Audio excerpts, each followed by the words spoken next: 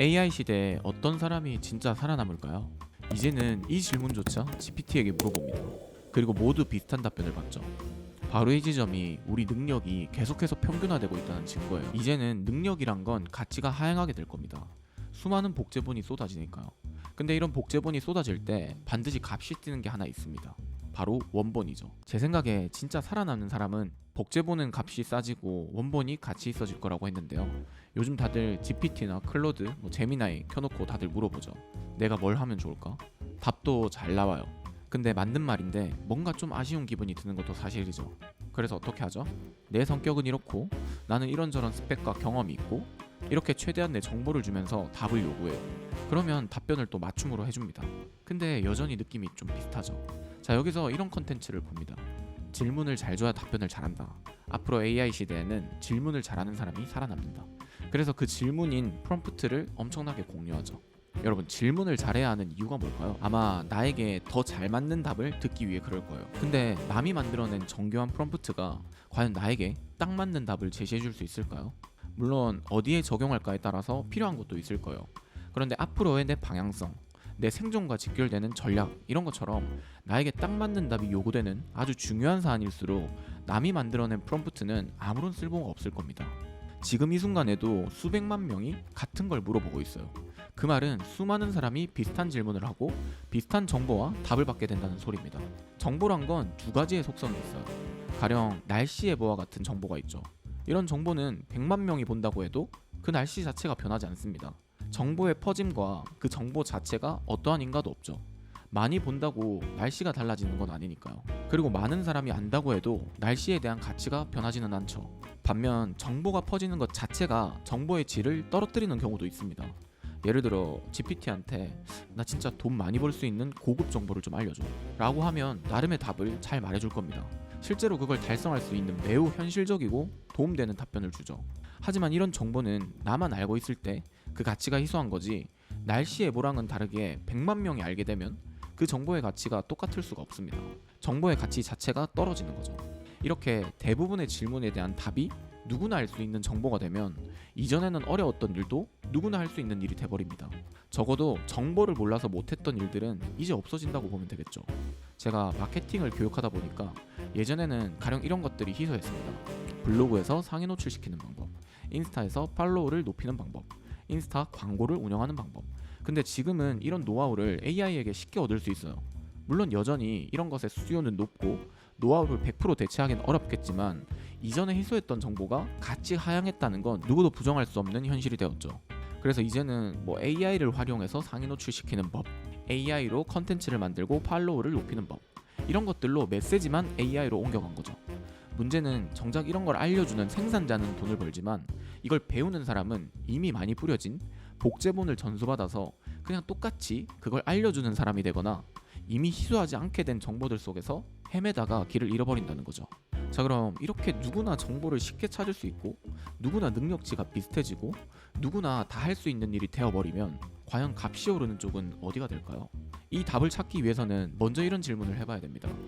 과연 지금과 같은 현상이 AI가 발전한 지금 이 시대에 갑자기 뚝 하고 나온 특이한 현상일까? 우리 문명의 발전을 보면 과거에도 비슷한 사례가 있었어요. 처음 인쇄기가 나오고 사진이 나오고 복사기가 나오면서 원본을 복제한 복제본이 쏟아지던 때가 있었죠. 하나하나 수기로 글을 쓰고 그림을 막 그렸던 시절이 있었잖아요. 하지만 기술이 발달하고 인쇄를 하고 복사를 할 수 있게 된 거잖아요. 근데 신기한 건 이런 복제본이 쏟아질수록 사람들은 원본이 뭔지 따지기 시작했다는 거예요. 그리고 지금 AI가 정확히 그 복제기 역할인 거죠. 답변의 복제, 능력의 복제, 취향의 복제, 모든 것이 상향 평준화된 것일 뿐 대부분의 것이 고유함과는 거리가 멀어졌어요. 마치 인쇄기와 복사기가 나왔을 때 원본의 가치가 뛰었던 것처럼 AI가 내놓는 답변의 퀄리티가 높아지고 기술이 더 좋아지면 좋아질수록 원본의 가치, 즉 내 고유함의 가치가 더 뛸 수밖에 없어진다는 얘기예요. AI 기술은 정말 말도 안 되게 발전했어요. 그럴수록 우리는 AI에게 더 많은 답을 요구하게 되고 AI는 언제나 최적의 답을 제시할 겁니다.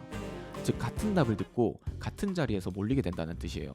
AI가 무능하지 않고 너무 유능한 나머지 좋은 답변에 사람들은 몰릴 거예요. 그리고 그 자리엔 나랑 똑같은 답을 받고 온 수만 명의 사람이 기다리고 있죠.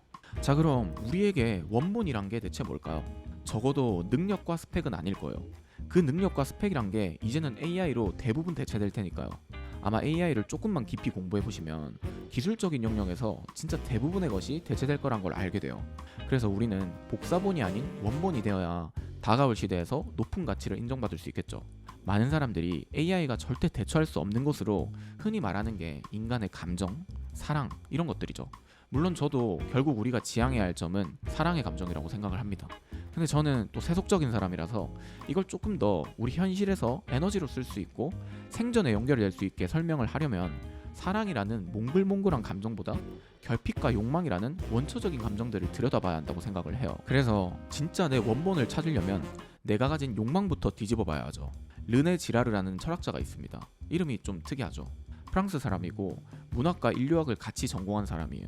이 사람이 평생 주장한 게 하나 있습니다.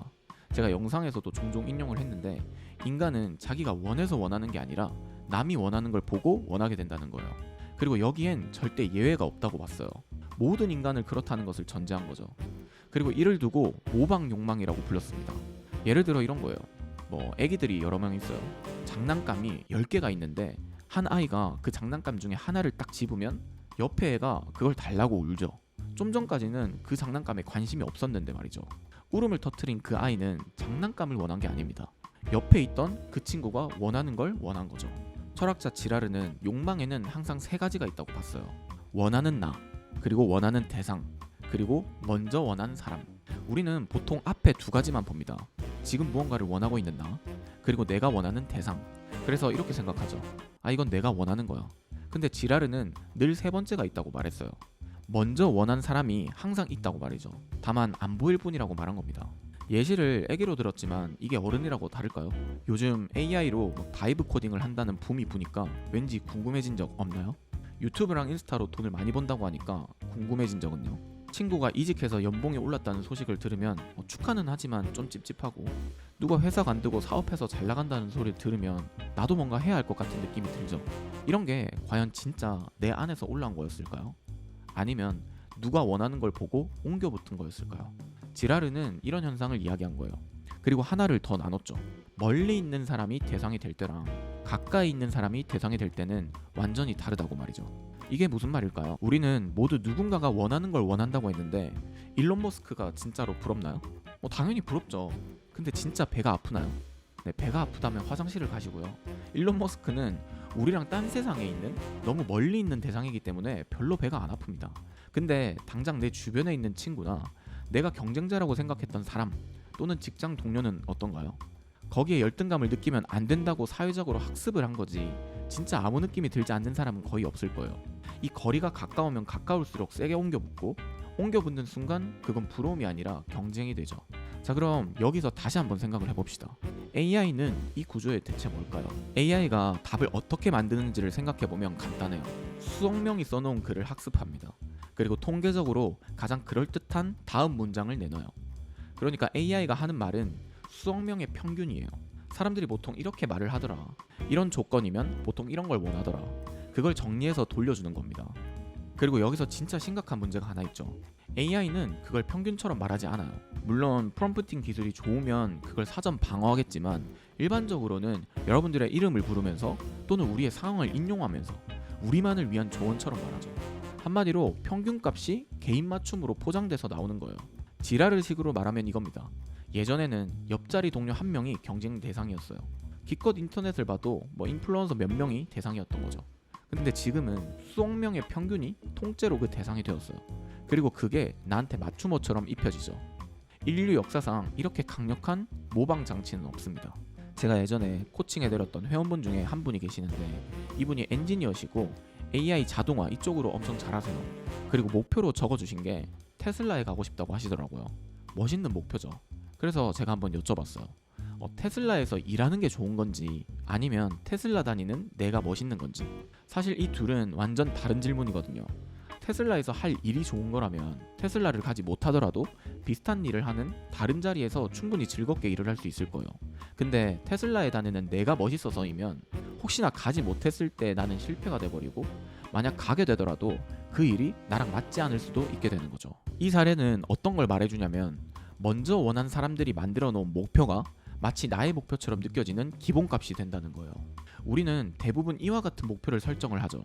그리고 이런 기본값이 AI를 통해서 훨씬 빠르고 정교하게 돌아가요. 우리는 너무 당연하게 남의 기준으로 세상을 보게 되는 겁니다. 이게 그냥 지금 일어나고 있는 사실적 현상인 거죠. 자, 그럼 다시 한번 핵심 명제로 넘어가 보죠. AI 시대에 어떤 사람이 살아남을까? 능력이 뛰어난 사람? 아니죠. 그 능력이 뭐든 간에 그걸 배우라고 AI가 수백 명한테 똑같이 추천을 할 거예요. 자, 지금부터는 정말 지극히 제 생각을 말해볼게요. 제 생각에 진짜 살아남는 사람은 능력이 뛰어난 사람이 아니라 욕망의 출처가 밖이 아니라 안에 있는 사람이라고 생각을 해요. 뭔가 진짜 뜬구름 같은 소리죠. 방금 전에 철학자 지라르가 말했던 게 우리는 남이 원하는 걸 보고 원하게 된다는 거였죠. 그러니까 우리 욕망의 출처가 밖에 있다는 뜻이에요. 그 말 자체가 복제본이 된다는 뜻이죠. 반대로 욕망의 출처가 안에서 나온다는 말은 복제본이 되기를 거부하고 원본이 되겠다는 의지를 말합니다. 자, 오해하지는 마세요. 남들이 안 하는 특이한 걸 하라는 말이 아니에요. 출처가 내 안에 있다는 건 시작점이 내 안에서 출발한다는 뜻이에요. 뭔가 뜬구름 잡는 이야기 같지만 이게 왜 실질적으로 유리하냐면 출처가 내가 아닌 밖에 있으면 남들과 같은 자리에서 남들과 같은 무기로 싸워야 돼요. 내가 타고난 게 많아서 싸워서 다 이길 수 있으면 괜찮아요. 근데 우리는 그렇지가 않잖아요. 우리같이 평범한 사람은 이길 자리가 어딘지를 보고 누워야죠. 기준이 내 안에서 나오면 밖의 기준에서 경쟁할 필요가 없어져요. 수영 선수가 축구 선수를 이기고 싶어 하나요? 같은 경쟁자가 아니니까 경쟁할 필요가 없죠. 타인의 욕망들, 우리 밖에 있는 기준들은 지속성이 너무 짧아요. 애초에 남이 원하는 걸 원해서 선택한 건 그 사람이 원하지 않으면 금방 사그라드니까요. 이게 뭐예요? 유행 같은 거예요. 도쫑쿠 좋다고 해서 따라해봤는데 금방 질리죠. 뭔가 유명하다고 해서 해보면 금방 질려버려요.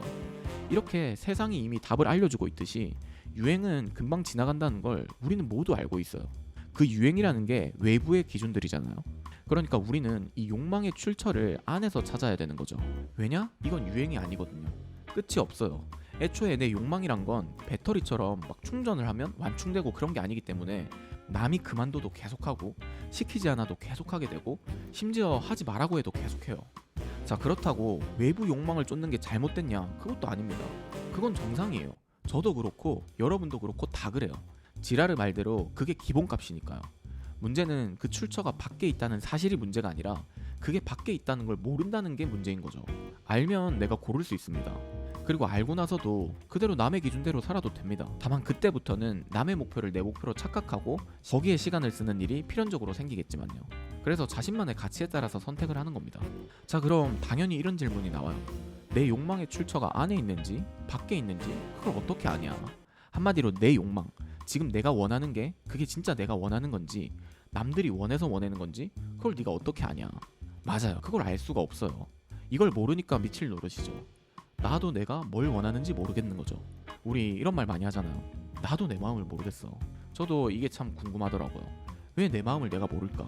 저는 뭐든지 이해하고 싶은 욕구가 상당해서 이걸 꼭 알아야겠더라고요. 그리고 이 답을 찾을 수 있었어요.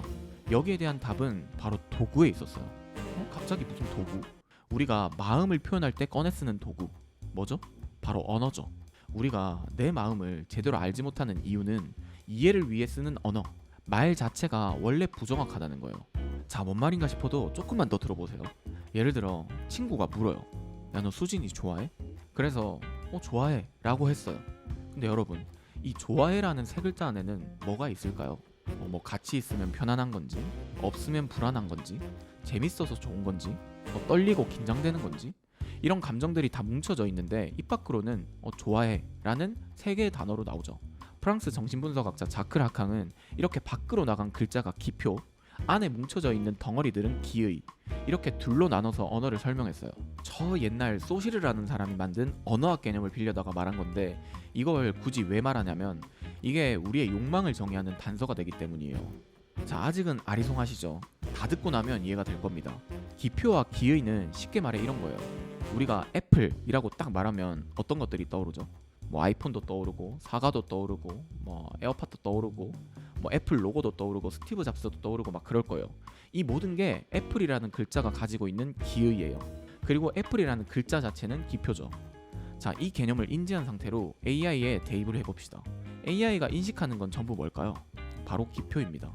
우리가 입력한 글자, 세상이 써놓은 텍스트, 그 뒤에 숨어있는 코딩 언어들, 그 글자들 사이의 통계적 관계 모두 기표죠. AI가 하는 일은 다음에 올 기표를 예측하는 게 다예요. 실제로 AI가 답을 뱉어내는 메커니즘이 사용자의 맥락과 의도를 분석해서 다음 단어를 예측해서 하나씩 뱉어내는 방식이거든요.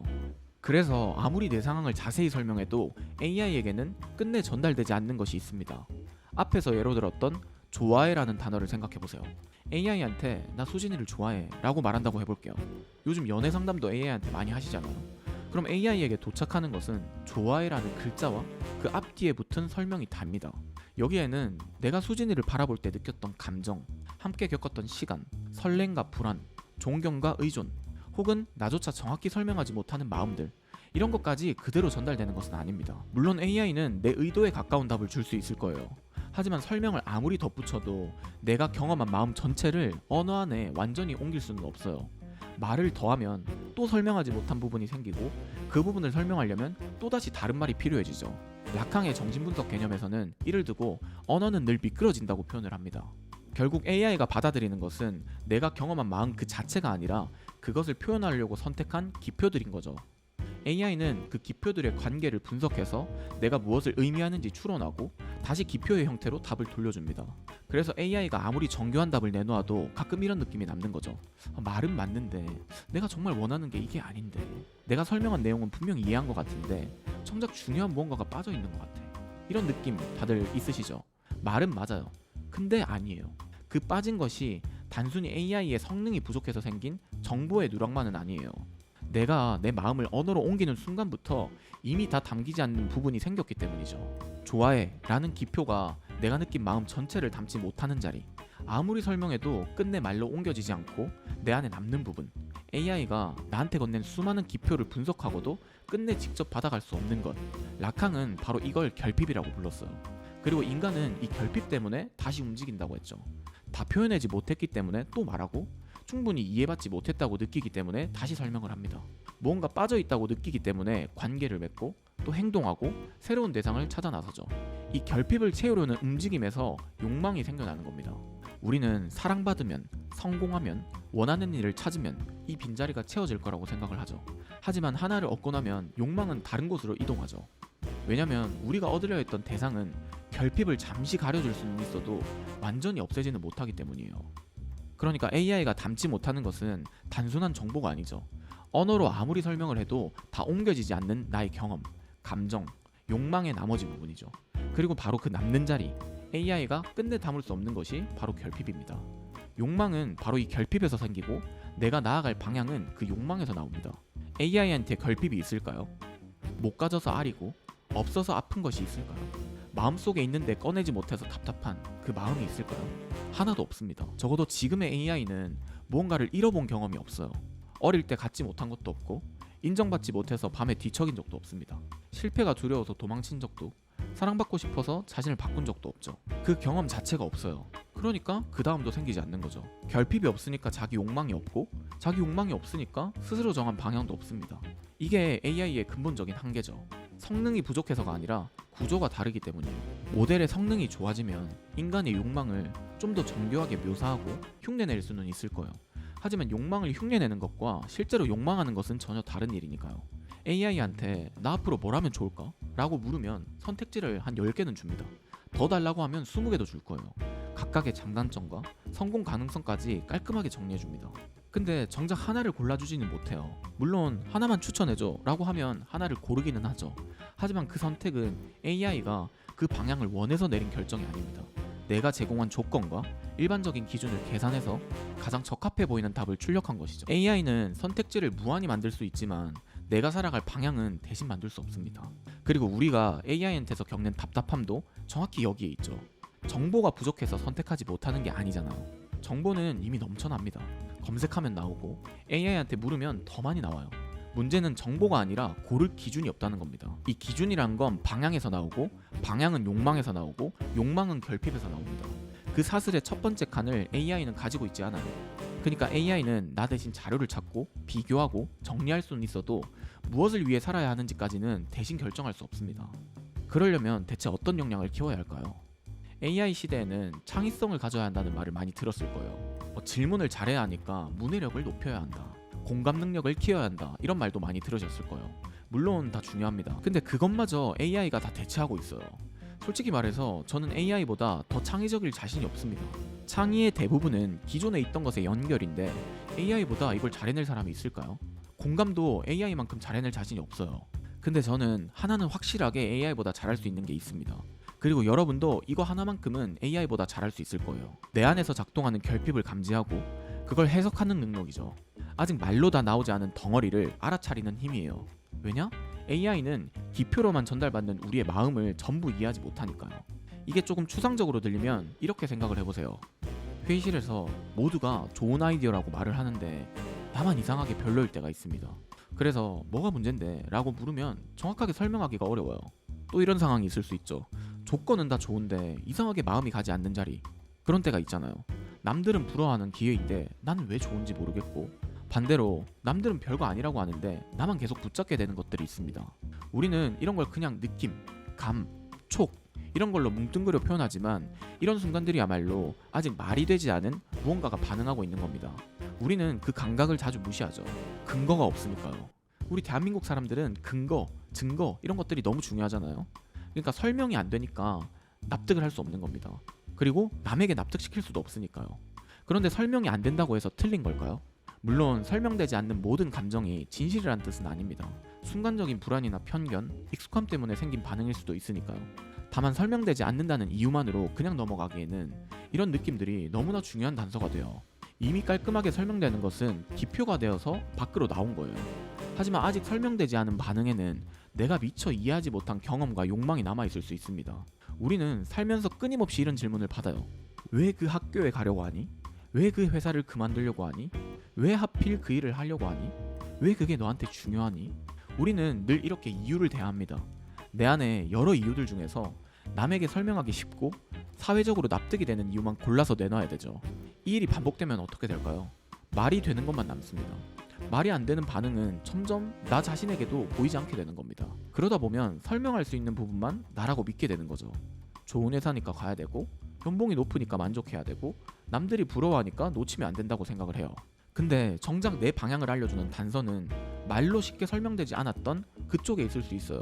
최근에 좀 중요한 결정을 내렸을 때를 한번 떠올려 보세요. 조건과 이유를 먼저 모아서 결론을 만들었나요? 아니면 마음이 먼저 어느 쪽으로 기울고 그 이유를 나중에 이해하려고 했나요? 이유를 먼저 찾았다고 해서 뭐 잘못된 선택은 당연히 아니에요. 중요한 결정에는 당연히 합리적인 검토가 필요할 거예요. 다만 이유를 모두 검토하고도 마음이 계속 다른 방향으로 움직였다면 그 반응을 무시하지 말아야 합니다. 그때 무엇이 반응했는지를 살펴보는 것이 진짜 중요한 나만의 정보가 되니까요. 그러니까 우리가 키워야 할 능력은 완전히 새로운 것을 배우는 능력만이 아닙니다. 한 분야의 전문성을 쌓고 배우는 건 그냥 기본값이에요. 이건 당연한 거고 그것만 능력이 아니라는 얘기예요. 그것보다 오히려 더 중요한 건 이미 가지고 있지만 오랫동안 무시해온 그런 감각을 알아차리는 능력이에요. AI도 이 과정을 도와줄 수는 있어요. 질문을 던지고 경험을 정리하고 반복되는 패턴을 찾아줄 수는 있죠. 하지만 AI가 대신 느껴줄 수는 없어요. AI는 이유를 만들어줍니다. 그것도 아주 깔끔하고 그럴듯한 이유를 만들어주죠. 그래서 아무 생각 없이 AI의 답을 받아들이면 내 감각을 들여다보기보다 이미 정리된 이유에 나를 끼워 맞추게 될 수도 있는 거죠. 그래서 AI는 거울로 써야지 방향을 맡겨서는 안 되는 겁니다. 자, 그럼 이미 내가 가지고 있는 능력을 훨씬 더 효과적으로 찾기 위해서 앞에서 말한 내 욕망에 대해서 조금 더 들어가 볼게요. 근데 제가 지금 갑자기 든 생각인데 이걸 지금 여기까지 듣는 사람이 있을까 싶거든요. 지금 뭔 얘기를 하는 거야? 싶은 사람도 있을 것 같고, 혹시라도 여기까지 들으신 분이 있으면 댓글 한번 꼭 남겨주세요. 좀 도움이 되는 것 같다 싶으면 좋아요와 구독 한 번씩 눌러주시고 하이 버튼도 한번 눌러주시면 진짜 감사할 것 같습니다. 자, 이어서 한번 가볼게요. 앞의 내용을 다시 한번 정리하면서 얘기를 해볼게요. 철학자 르네 지라르는 인간의 욕망이 타인을 모방하면서 형성한다고 말했었죠. 그리고 자크 라캉도 이와 비슷한 유명한 문장을 남겼어요. 인간의 욕망은 타자의 욕망이다. 뭔가 비슷하게 들리죠. 근데 두 사람의 이론이 완전히 같진 않거든요. 출발점도 다르고 욕망을 설명하는 방식도 달라요. 근데 두 사람이 똑같이 말한 게 있었어요. 우리가 내 욕망이라고 믿는 것에는 이미 타인의 욕망과 언어가 깊이 들어와 있다는 것이죠. 나는 내가 원해서 좋은 대학에 가고 싶다고 생각을 합니다. 내가 원해서 성공하고 싶고 돈을 벌고 싶고 인정받고 싶다고 생각하죠. 근데 이걸 자세히 들여다보면 그 욕망 안에는 부모님의 기대, 친구와의 비교, 사회가 정한 성공의 기준, 내가 반복해서 본 컨텐츠와 알고리즘이 들어가 있습니다. 자, 그러면 이런 질문이 생겨요. 내 욕망이 전부 타인에게 온 것이라면 나한테서 출발한 것은 진짜 아무것도 없는 것일까요? 라캉은 이렇게 말해요. 우리가 말로 꺼낸 욕망에는 이미 타인의 언어가 들어가 있다. 성공, 안정, 성장, 인정, 자유, 이런 단어들도 내가 만든 말이 아니죠. 내가 태어났을 때부터 사회가 이미 만들어 놓은 기표를 빌려서 내 마음을 설명하는 겁니다. 근데 그 기표로 설명하고도 여전히 설명되지 않고 남아있는 게 있죠. 말은 맞는데 이상하게 만족스럽지 않는 부분, 설명은 다 했는데 중요한 무언가가 빠진 것 같은 느낌, 이유는 없는데 반복해서 마음이 움직이는 방향. 자, 이런 것이 무조건 순수한 진짜 나라는 뜻은 아니에요. 하지만 적어도 아직 남의 말로 완전히 정리되지 않은 진짜 나의 원본이죠. 원하는 것은 흉내낼 수 있습니다. 남들이 좋다고 하니까 나도 원한다고 말할 수 있고, SNS에 그런 걸 올릴 수도 있고, AI에게 물어볼 수도 있죠.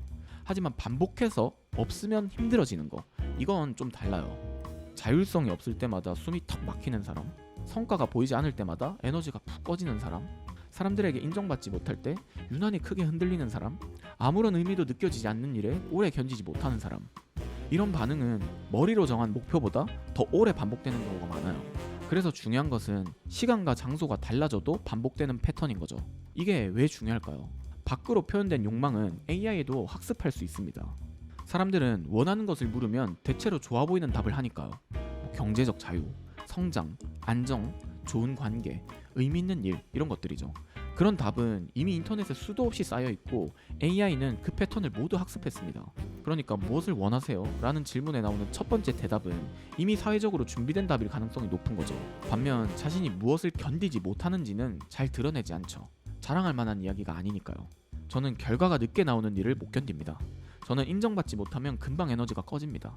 저는 결정권이 없는 환경에서 오래 버티지 못합니다. 이런 내용을 자기 프로필에 적는 사람은 거의 없으니까요. 그래서 전 이렇게 접근해야 한다고 생각해요. 무엇이 없을 때 견디기 어려운지를 물어야 한다고 말이죠. 내가 하고 싶은 걸 묻지 말고 내가 견딜 수 있는 고통의 역치를 생각해야 합니다. 원하는 대상은 시대와 상황에 따라 바뀌어요.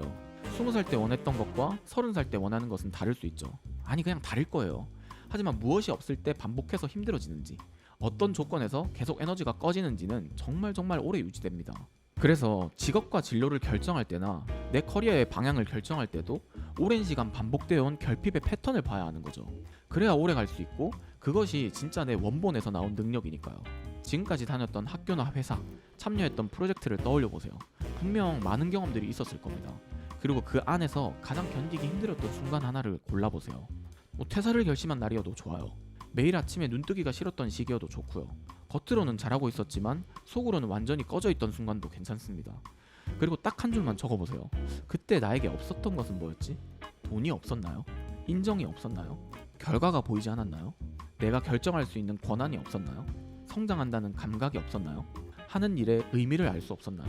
한 개만 나와도 돼요. 지금 당장 정확한 단어를 찾지 못해도 괜찮아요. 그때의 장면과 감정을 적어두는 것만으로도 충분합니다. 바로 이게 진짜 나한테서 나온 원본 데이터가 되니까요. 이걸 알면 우리가 AI 시대에 어떻게 살아남아야 하는지 기준을 잡을 수 있을 거예요. 남의 기준이 아니라 내 기준을 잡는 거죠. 보통은 다가올 AI 시대에 유망한 직업이 뭔지, 끝까지 살아남을 직업이 뭔지를 궁금해하죠. 말이 나온 김에 한번 생각해보세요. 10년 전에 유망하다고 했던 직업들을 떠올려 봅시다. 지금은 어떻게 됐나요? 한 10년 전에 유망했던 직업들 뭐였죠? 디자이너나 개발자, 번역가. 물론 지금도 전문성과 깊이만 있다면 직업적으로 손색이 없지만 이제 진입장벽이 너무 낮아졌죠. 과거에는 전문성이 있어야만 할 수 있던 일을 이제 누구나 손쉽게 하는 시대가 되었으니까요. 자, 그럼 지금 AI에게 유망 직업을 물으면 어떤 답이 나올까요?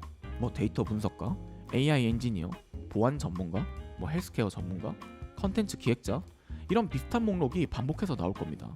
문제는 AI가 틀렸다는 게 아니에요. 수백만 명이 같은 답을 받고 있다는 것이죠. 앞에서도 계속 얘기했지만 유망하다는 정보가 널리 알려지는 순간 사람들도 그쪽으로 몰리게 됩니다. 그러니 미래를 정확하게 예측하면서 동시에 아무도 몰리지 않을 자리까지 골라야 완벽한 추천이 되는데 사실상 불가능하죠. 예전에는 직업부터 고르는 방식이 지금보다 잘 작동했어요. 하나의 직업과 기술로 오랜 기간 일할 수 있었기 때문이죠.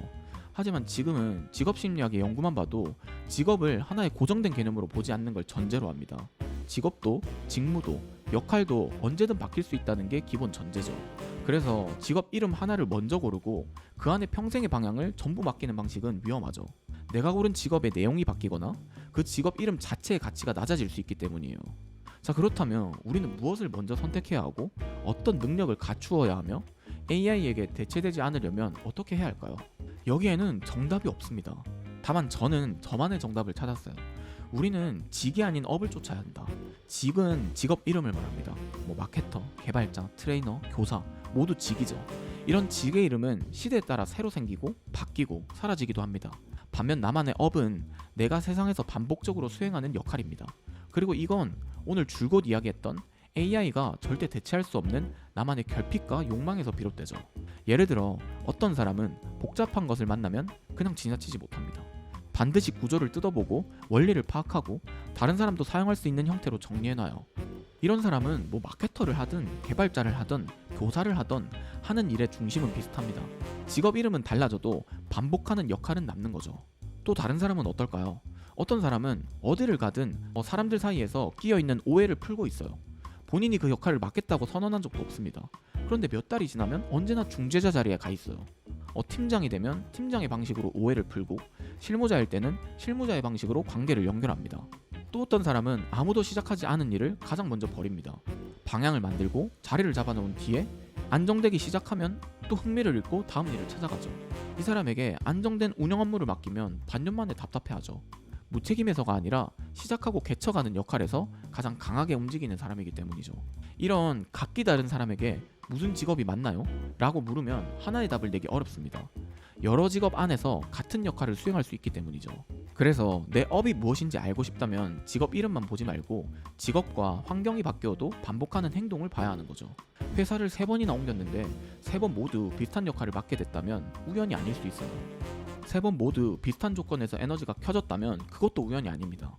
반대로 매번 비슷한 이유로 지치고 또 그만뒀다면 이것도 역시 중요한 패턴이죠.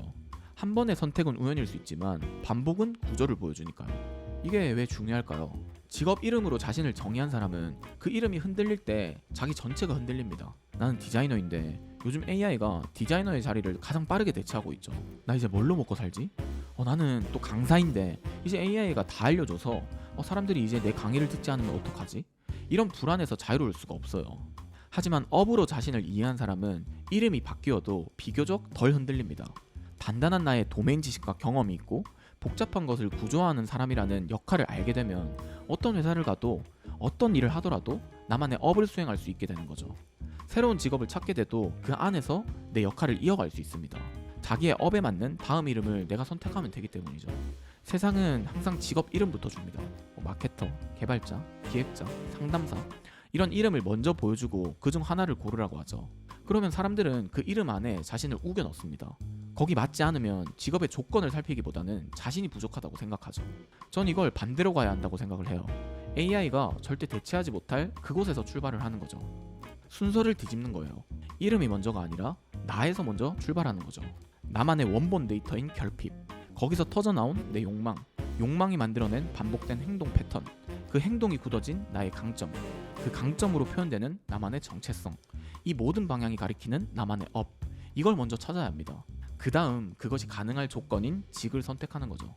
자, 근데 이렇게 말만 들으면 조금 추상적일 수 있어서 제가 실제로 코칭했던 사례를 하나 소개드려 볼게요. 코칭을 요청했던 분이 남겨준 내용은 이랬어요. 퇴사를 되게 자주 반복하는 분이었는데 6개월을 넘기지 못하고 퇴사하는 일이 없도록 올바른 끈기를 갖고 싶습니다. 실제로 지금까지 6개월 이상 회사를 다닌 적이 없더라고요. 여러 회사를 옮겨 다니셨고 대부분 6개월쯤 일을 그만뒀어요. 그분은 이렇게 적었어요. 오래 버티지 못하는 제가 한심하다고 생각한다. 그래서 끈기를 좀 가지고 싶다. 자, 여러분, 여기서 끈기가 뭔가요? 자신의 복잡한 경험 전체를 끈기 부족이라는 하나의 단어로 압축시킨 거죠. 아까 이야기했던 기표입니다. 그러면 이 단어 아래에는 무엇들이 있었을까요? 제가 하나씩 경험을 꺼내봤어요.